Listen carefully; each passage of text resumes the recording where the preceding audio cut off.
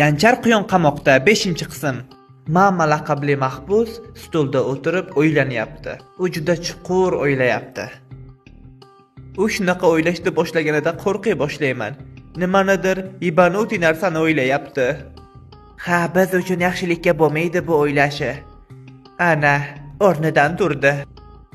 Suxar Kastel, men sizlar bilan ona bola rolini o'ynashdan charchadim. Endi biznes qilish degan fikrga keldim. Bu kamerada sartaroshxona ochamiz. Hamma soch olgani bizni kameraga keladi. Yaxshi fikr, lekin sartaroshni qayerdan topamiz? Sen sartarosh bo'lasan. Kastel stilist bo'ladi. Men soch olishni bilmayman-ku. Men ham hech soch olib ko'rmaganman. O'rganasizlar.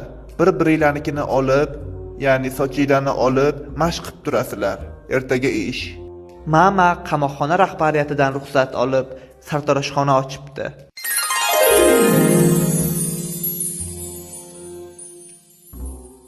Xush kelibsiz paxan. O'tiring. Birinchi mijozimiz bo'lganingizdan xursandmiz. Sochingizni chiroyli qilib olib qo'yishadi. Mani sochimni chiroyli qilib kantovka qilib qo'yinglar. Tepasi qosin.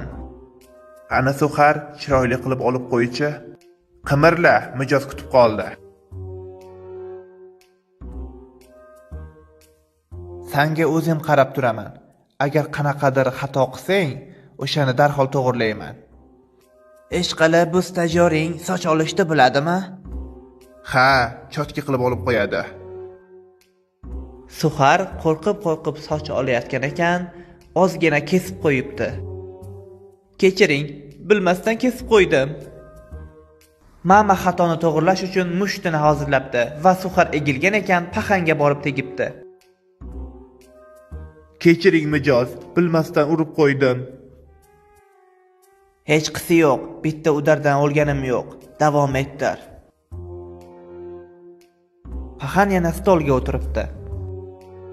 Suxar sochni yonini olayotgan payt ikkinchi marta ham kesib olibdi. Sani qo'ling qiyshiqmi? Mama yana nishonda adashibdi.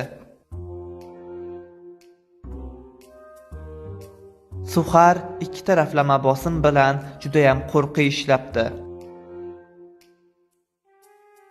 Mamaning bosimidan keyin qo'li qaltirab soch olayotgan ekan, Paxanni qulog'ini kesib qo'yibdi.